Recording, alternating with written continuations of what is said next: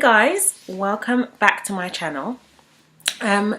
Today's vlog is about a health condition that I'm currently dealing with, and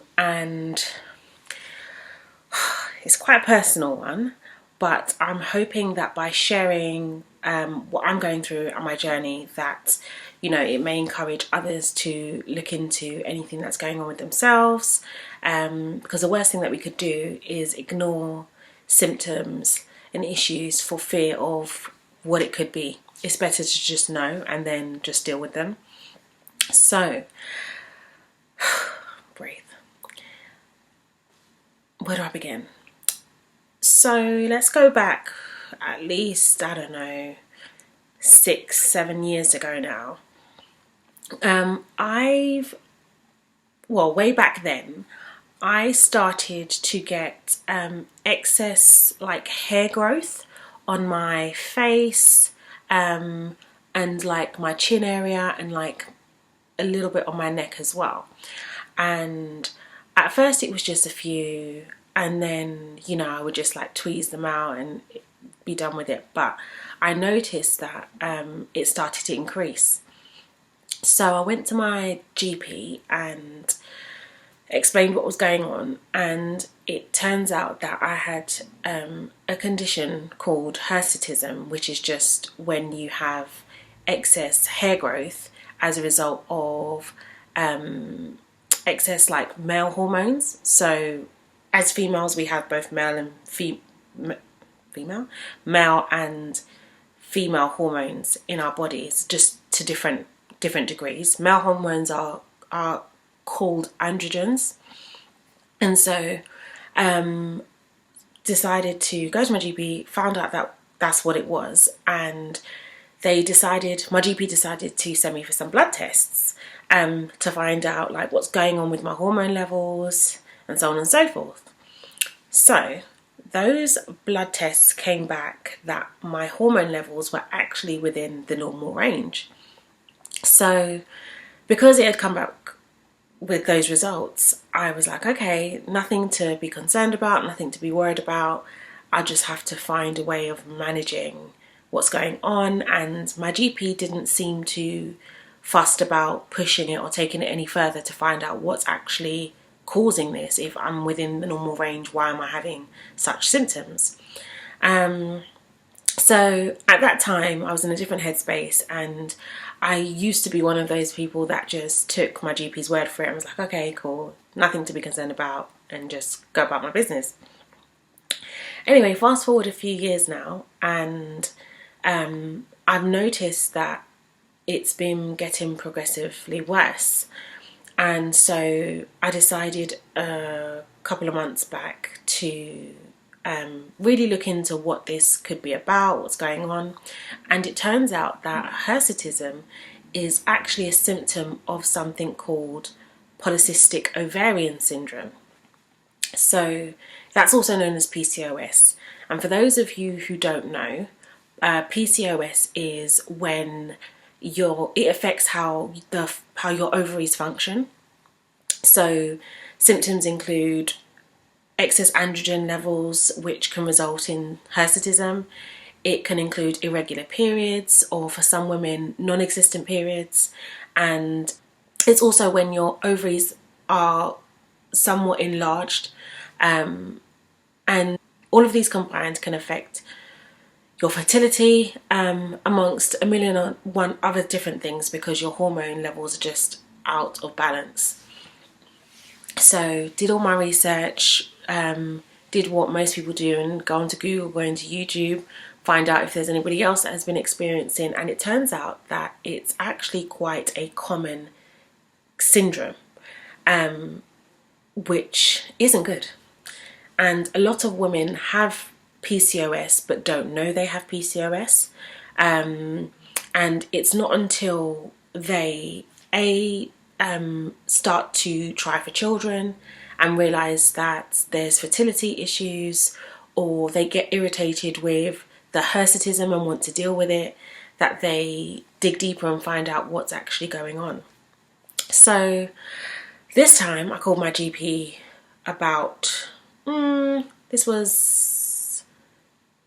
a couple of weeks ago now, and armed with all my information, and decided that I want to get new blood tests done, and I would like to have a scan to find out what's going on, so an ultrasound.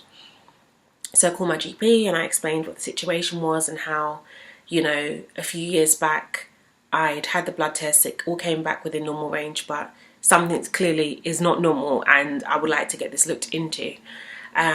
So my GP was like, okay, no problem, you seem to have these symptoms, so let's go for it, let's go and find out what's going on. So this is where I'm at today, where I'm trying to find out what's going on with my body, what's going on with, you know, my hormone levels, and finding out whether I actually do have PCOS. So the rest of this vlog is going to be that journey, and going to get my scan, going to get my blood test and find out what exactly is going on. So I'm hoping obviously that it's not the case, but if it is, I'll just have to deal with it and find natural ways of balancing my hormones and coping with what's going on with my body. And yeah, it's a lot, and it has been a bit of an emotional journey. You know, when you go onto Google, YouTube, and you hear people's stories about how PCOS has affected them, and then, you know, you're just hoping that you don't get affected the same way, and then I have to realise I'm not about to go and bring that into my reality right now. Everything seems okay. Let's just find out what the issue is, and then deal with it with a positive mindset, positive mentality. So yeah, I'm hoping that it comes back, that I don't, but at the same time it would provide some clarity and a clearer picture as to what's going on. So whatever the results are, I'll just have to deal with it. So yeah, let's see what happens. So hi guys, I'm on my way to my GP to pick up the blood test forms. So tomorrow when I go for my scan, I can basically go and get the blood test done at the same time, and then hopefully within maybe a few weeks I should get the results back and find out what's going on with me. So let's see what happens. Thank you so much for calling.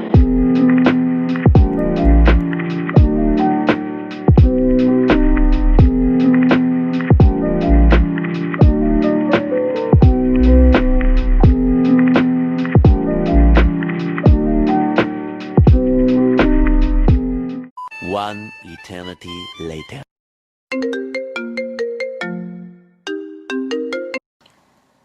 Hello? Hello, how are you doing? I'm okay at the moment. I just wanted to know what the results were from the blood test and the ultrasound with regards to the PCOS. Yes, so they are suggestive of polycystic ovary. So not all the hormone levels are abnormal. Mostly they are fine. Yeah. One of the indicators, which is serum sex hormone binding globulin, is lower than normal, which goes with polycystic ovaries. Okay. But the rest of the hormone profile, that is your female hormone levels, LH, FSH, Okay. your testosterone levels, prolactin levels, thyroid levels, we checked everything, and Yeah. rest everything is fine. Okay. And your ultrasound is suggestive of PCOS. Okay, so which hormone was that was slightly abnormal? So it's not the hormone, it's a protein. It's called the serum sex hormone binding globulin. Okay, yeah. That's low. So Okay. when it's 22.6, and the normal level is above 32. Okay, right. But your actual testosterone levels, actual free androgen index, and your female hormones, the LH, FSH, those are all fine. Okay, In addition, there's a couple other hormones we check, like prolactin and thyroid, and those were also normal.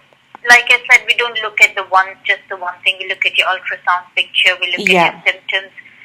So it all goes for polycystic ovaries. okay, so how do I now deal with that? How do I manage PCOS then? If you are quite overweight, I am overweight. one of the ways to deal with polycystic ovaries is to increase the blood flow to the muscles Okay. and increase the blood flow to the pelvic organs, and somehow that changes your hormone balance and works on insulin resistance. Okay. So increase your exercise levels, Yep. work on your diet, and try and, if you could, bring your weight down towards the normal range. That might help with the conception as well. Okay, perfect. Thank you so much for this. Thank you. Bye. Thank you. Take care. Bye.